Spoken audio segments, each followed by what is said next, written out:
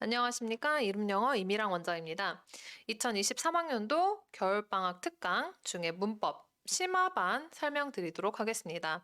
먼저 설명드리기에 앞서서 어머님들께서 문법 특강에 대해서 많이 질문을 하실 때 어떤 질문 하시냐면 우리 아이가 처음 문법 특강을 듣는데 이게 좀 어느 정도 효용이 있냐라는 질문을 굉장히 많이 하세요.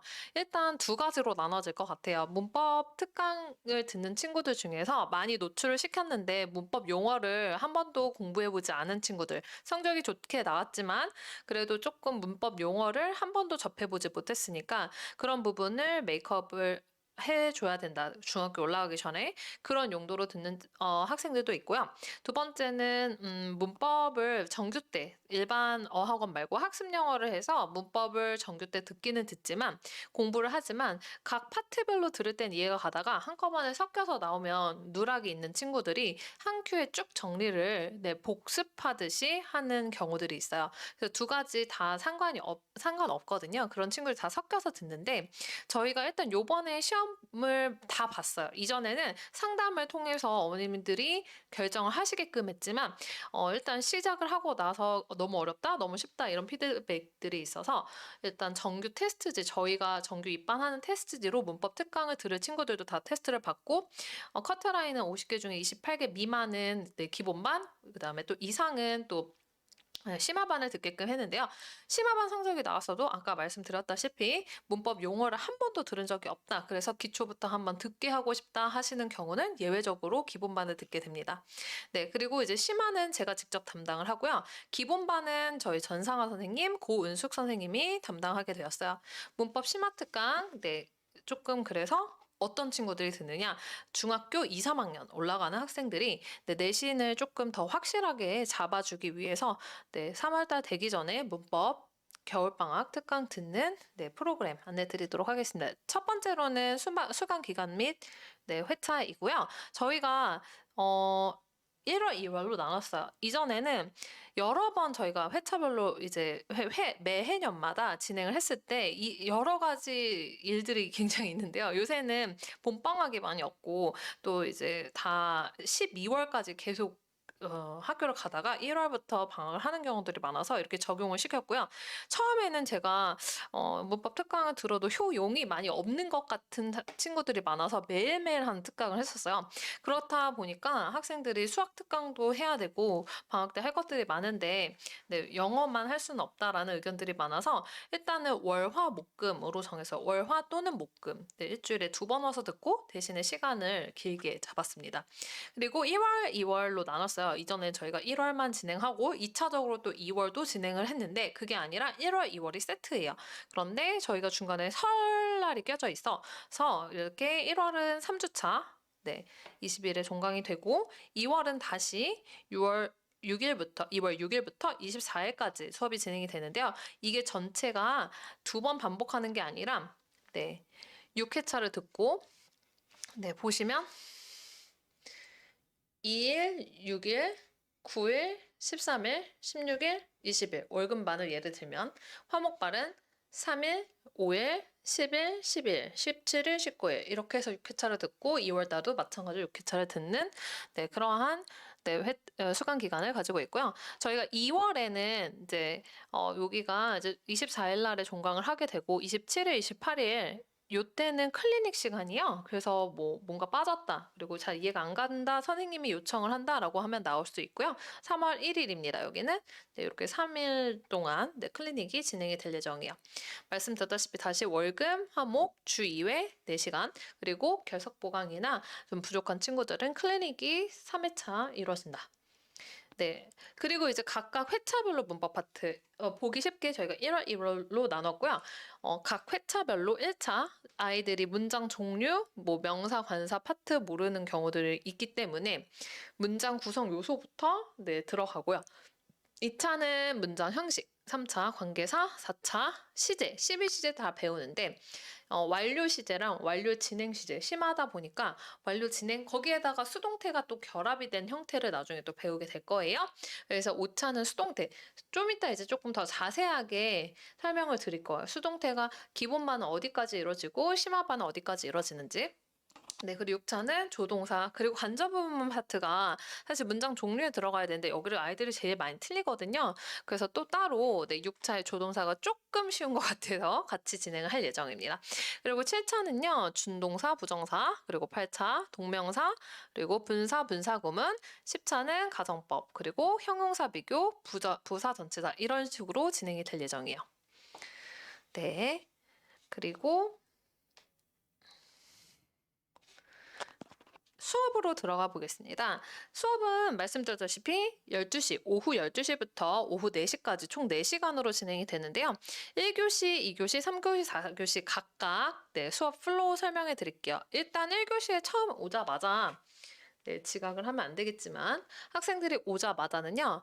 저희가 회차별로 계속 다 누적을 시킬 거예요. 1회차 빼고는 2회차부터 계속 누적이죠. 1, 2, 1, 2, 3, 1, 2, 3, 4회차에 배운 내용만 알면 되는 게 아니라 4회차 배고 갔으면 그 다음에 5차 수업을 들을 때 1, 2, 3, 4가 다 머릿속에 있어야 되는 거거든요. 네, 6차 하고 나서 2월 달에 올 때도 마찬가지로 다 누적을 시킬 거예요. 계속해서. 네, 그래서 그 시스템은 더 상세하게 다음 페이지에 설명이 되는데 일단 수업은 오자마자는 누적 개념 암기 테스트를 보게 됩니다. 네, 근데 아까 전에 제가 1차에서 2차 올 때는 그래 2번 정도 누적이야. 그런데 6차 가면 계속 많아지잖아요. 근데 제가 아이들 시험 볼 때 어느 부분이 약한지 알거든요. 그래서 다 뽑고 필요한 부분만 솎아서 봐요. 네, 그게 좀 포인트인 것 같아요. 네, 아는 걸 계속 시키는 게 아니라 안 되는데 위주로 그걸 가지고 있거든요. 그래서 그 시험지를 다시 줍니다. 네, 그래서 시간이 많이 절약될 수 있겠고요. 그리고 이제 누적 문법 데일리 테스트 이 부분도 마찬가지로 3차 시 수업이다. 그러면 1, 2차 전에 배운 게 컨텐츠로 들어가서 테스트지로 이제 30문항을 보게 되는데요. 이것도 마찬가지로 지금 현재 배우고 있는 파트 말고 앞쪽 부분을 잊을 수 있잖아요. 그걸 상기시키기 위한 프로그램이라 보시면 되고요. 이 테스트 성적이 다 업로드가 됩니다. 그리고 이제 풀이 및 오답으로 1교시가 마무리되고요. 네, 복습을 굉장히 많이 하죠. 일방적으로 저희가 계속 설명만 하는 수업을 들을 거면 차라리 인터넷 강의를 들어라라고 하거든요. 그래서 이게 관리 중심입니다. 1교시는. 2교시는 오늘의 문법이라고 했고 또 3교시도 오늘의 문법인데 두 개의 파트를 나눠서 진행할 거예요. 한 2단원 정도. 아까 전에 보시면 조동사도 있고 간접문문도 있고. 투부정사는 투부정사 안에 또 굉장히 많잖아요. 명사정법, 형사정법, 또 그걸 적용한 다른 준동사의 시제 등등 해서 많기 때문에 파트를 조금 2교시, 3교시 나눠서 진행할 거예요. 개념 이해를 시키고 바로 문제로 들어가는 게 아니라 따로 집에 가서 공부하지 않아도 될 정도로 여기서 바로 빈칸을 채운다거나 백지 테스트를 하게 해서 바로 상기를 시켜요. 근데 바로 쓰게 하는데 바로 모르거든요. 그래서 이 부분이 좀 저는 되게 중요하다고 생각을 해요.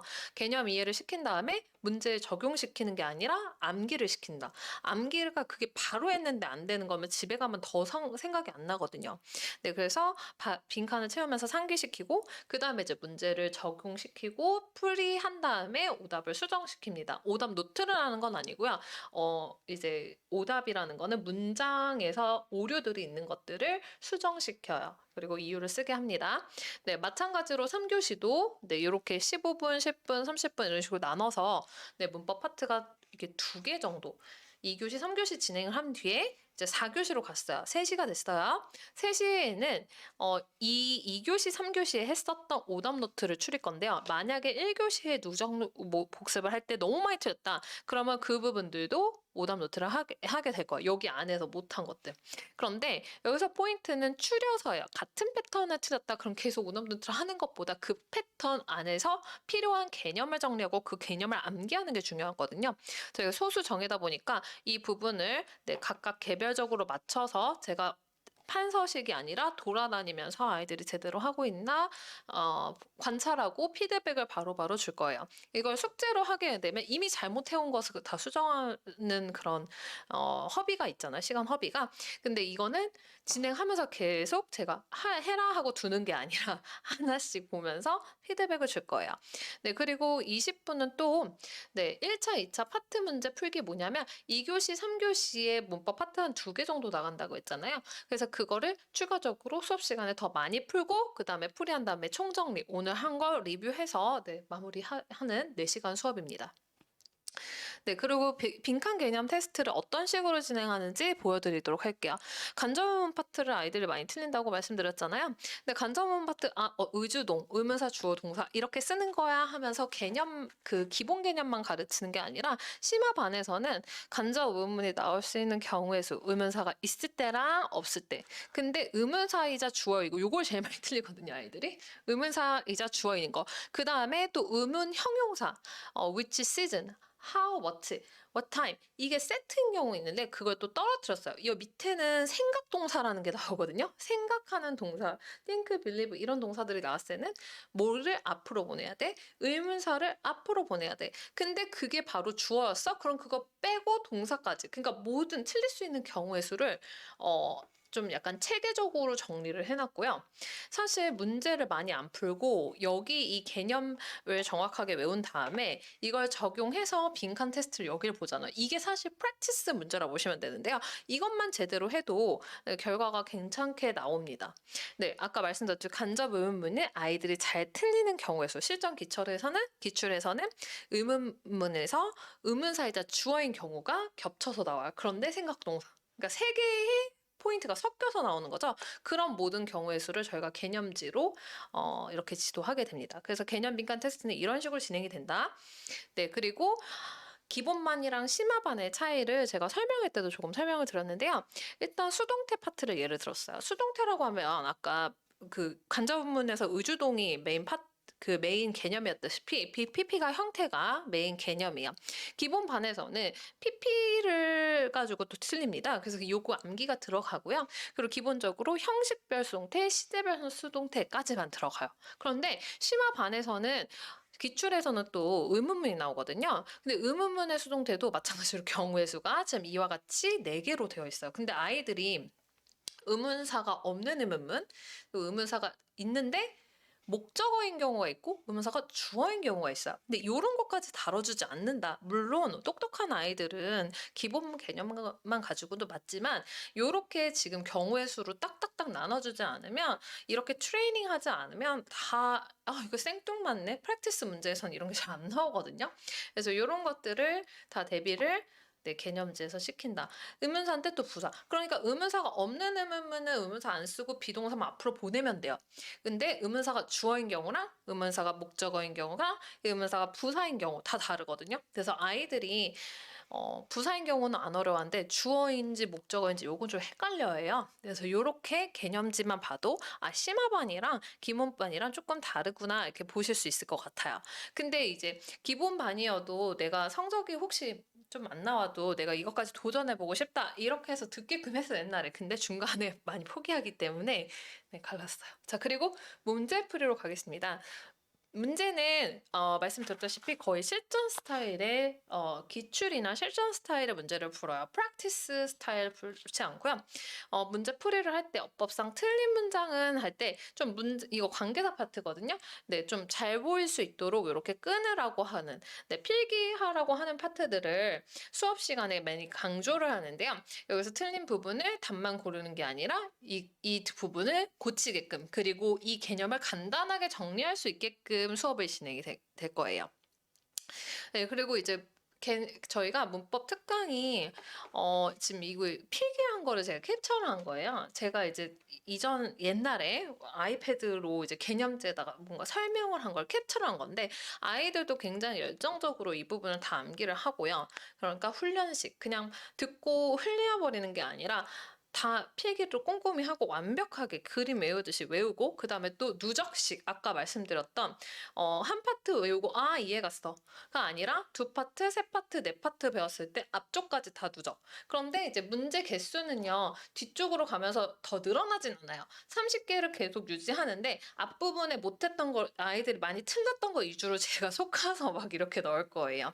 네, 그래서 누적식이고 그리고 실전 적용식 이거는 심화반이기 때문에 실전 적용식이라고 말씀을 드려요. 실제 기출로 중등 기출, 중4, 2, 3학년 기출로 진행이 됩니다. 네, 그래서 문법 누적 테스트를 할 때 어떻게 저희가 지도를 하냐면 파트별로 아까 어려워하는 파트들을 제가 기억을 했다가 계속 누적시킨다고 했죠. 그래서 파트들을 이렇게 섞어서 문법 문항을 생성시킨 다음에 테스트를 볼 거예요. 네. 그리고 이제 관리 파트인데요. 저희가 이제 이미 신청하신 분들 이게 다 마감이 됐잖아요. 이 신청하신 분들이 문법 특강 물론 과제가 요번엔 이렇게 많지는 않아요. 근데 이제 과제가 어떻게 이제 나왔고 아이가 얼마나 이해를 했는지 저희도 이제 꼼꼼하게 기록을 하거든요. 그래서 관리 파트는 저희 이름 영어 카페에 가입을 하시게 될 거고요. 안내가 들어가요. 그리고 실제 수강생들만 이제 등업을 시켜 드려요. 그래서 여기 메뉴를 보시면 저희가 이거 핸드폰 캡처한 거거든요. 그래서 네이버 카페 그냥 어플을 다운받으라 그래요. 그래서 요렇게 특강 제가 지도하는 반 네, 표시해 드리고 이걸 클릭해서 들어가면 핸드폰으로 손쉽게 숙제가 어디가 나왔고 저희가 이름을 좀 다 가렸는데요. 어느 친구가 뭐가 약한지 다 기록해 놓습니다. 네, 그리고 이건 이제 여름방학 특강이니까 8월이죠. 네, 몇 차에 무슨 파트를 봤는데 이렇게 점수를 맞았다. 근데 제가 좀 강렬하게 할 때는 색깔까지 막 표시를 해 놓거든요. 네, 이렇게 몇 개를 맞았다. 그래서 우리 아이가 다른 애들보다 요 파트가 약하구나. 전반적으로 다 요 파트 어려워하는구나. 한눈에 진짜 너무 쉽게 보실 수가 있어요. 네, 그리고 수업의 진도는 이미 나갔지만 네, 아이들한테 상기시켜 주려고 너가 5차에 올 때는 1, 2, 3차를 알아야 된다. 요렇게 네, 저희가 좀 꼼꼼하게 관리를 하고 있다. 네, 문법 특강을 저희가 지금 매 회차 여름, 겨울 그리고 또 정규에서도 계속 진행을 하고 있어서 굉장히 노하우가 많고요. 아이들이 이 문법 특강 때문에만 우리 학원에 또 찾아주시는 경우들도 있기 때문에 굉장히 알차게 준비했고 저희가 개념지나 문법 문제들이나 뭐든 다 자체 제작으로 진행을 한다라는 게 조금 차이점일 것 같아요. 기본적으로 관리 부분이 사실 중등이나 초등에서 중요하다고 생각을 하거든요. 고등도 사실은 아주 의지가 있는 친구들이 아니면 관리 부분이 굉장히 중요하다고 생각해서 말씀드렸던 노하우 부분이 여기서 태가 많이 나는 것 같습니다. 학생들을 믿고 맡겨주셔서 너무 감사드리고요. 문법 특강을 알차게 들어서 요번 2023학년도 네, 겨울 끝날 때쯤에는 문법 고민이 많이 해결됐으면 좋겠습니다. 감사합니다.